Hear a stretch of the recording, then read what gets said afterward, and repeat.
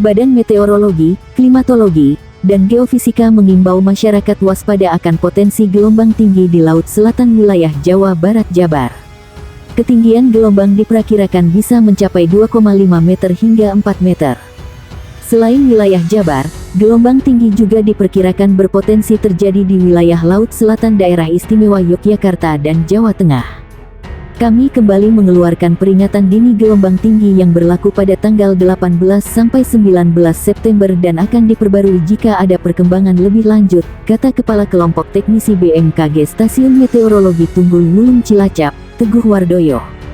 Teguh menjelaskan, potensi terjadinya gelombang tinggi itu disebabkan kondisi pola angin di wilayah Indonesia bagian selatan, yang dominan bergerak dari arah timur tenggara dengan kecepatan berkisar 8 knot 25 knot.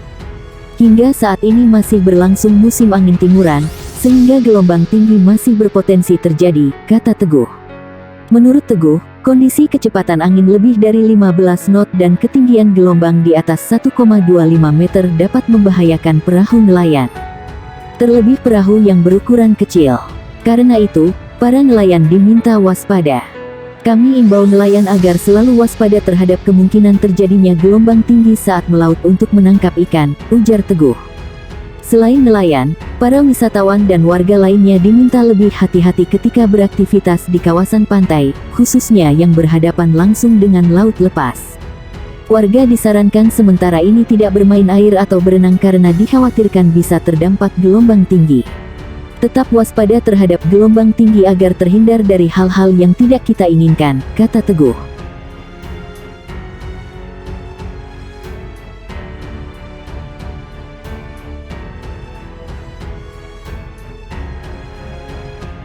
Badan Meteorologi, Klimatologi, dan Geofisika menyampaikan peringatan dini potensi gelombang tinggi antara 1 hingga 6 meter di wilayah pesisir perairan Indonesia pada 14 sampai tanggal 15 Desember tahun 2022. Menurut Kepala Pusat Meteorologi Maritim BMKG Eko Prasetyo, kemunculan gelombang tinggi dipicu oleh pola angin. Dia menyebut angin dominan bergerak dari timur laut ke timur dengan kecepatan 8 sampai 30 knot di wilayah Indonesia bagian utara, serta dominan bergerak dari tenggara ke barat daya dengan kecepatan 4 sampai 25 knot di wilayah Indonesia bagian selatan.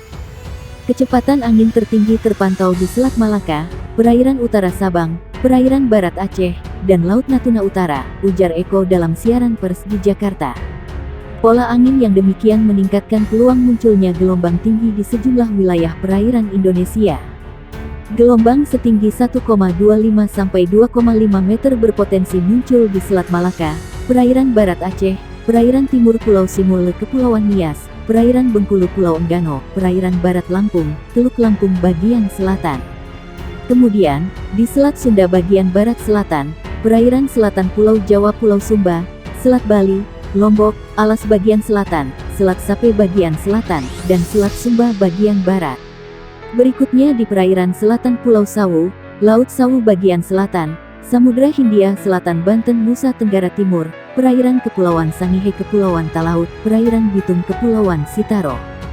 Selanjutnya, di Laut Maluku bagian utara, perairan utara dan timur Kepulauan Halmahera, Laut Halmahera, perairan utara Papua Barat Papua, perairan Pulau Biak, dan Samudra Pasifik Utara Halmahera Papua. Sementara, gelombang setinggi 2,5 sampai 4 meter berpeluang terjadi di perairan utara Sabang, perairan barat Pulau Simele Kepulauan Mentawai, Samudra Hindia Barat Kepulauan Nias Lampung, serta perairan Kepulauan Anambas Kepulauan Natuna. BMKG merilis di wilayah Laut Natuna Utara berpeluang menghadapi gelombang setinggi 4 sampai 6 meter. Potensi gelombang tinggi di beberapa wilayah tersebut dapat berisiko terhadap keselamatan pelayaran, kata Eko Prasetyo. Dia mengimbau pengguna perahu nelayan mewaspadai angin dengan kecepatan lebih dari 15 knot dan gelombang dengan tinggi di atas 1,25 meter. Untuk operator kapal tongkang diminta mewaspadai angin dengan kecepatan 16 knot lebih dan gelombang setinggi 1,5 meter lebih.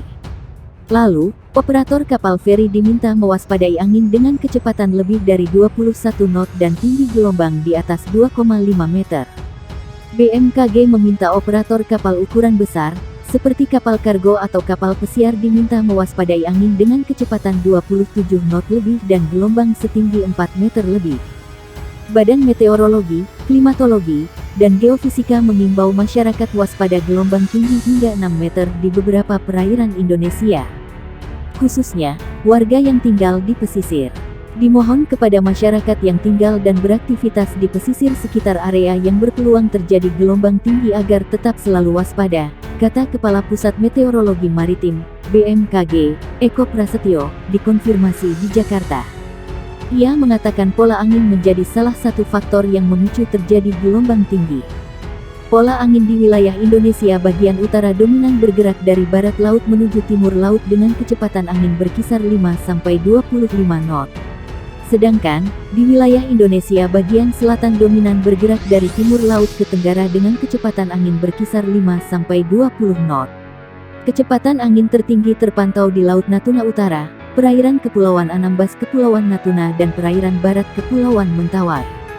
Kondisi itu, lanjut dia, menyebabkan terjadinya peluang peningkatan gelombang setinggi 1,25-2,5 meter di perairan utara Sabang, perairan barat Aceh, dan perairan barat dan timur Pulau Simele.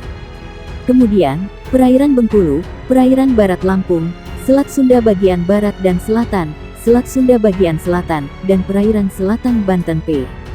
Sumba. Badan Meteorologi, Klimatologi, dan Geofisika menyampaikan peringatan dini potensi gelombang tinggi antara 1 hingga 6 meter di wilayah pesisir perairan Indonesia pada 14 sampai tanggal 15 Desember tahun 2022. Dia menyebut angin dominan bergerak dari timur laut ke timur dengan kecepatan 8-30 knot di wilayah Indonesia bagian utara, serta dominan bergerak dari tenggara ke barat daya dengan kecepatan 4-25 knot di wilayah Indonesia bagian selatan. Kecepatan angin tertinggi terpantau di Selat Malaka, perairan utara Sabang, perairan barat Aceh, dan Laut Natuna Utara, ujar Eko dalam siaran pers di Jakarta. Pola angin yang demikian meningkatkan peluang munculnya gelombang tinggi di sejumlah wilayah perairan Indonesia.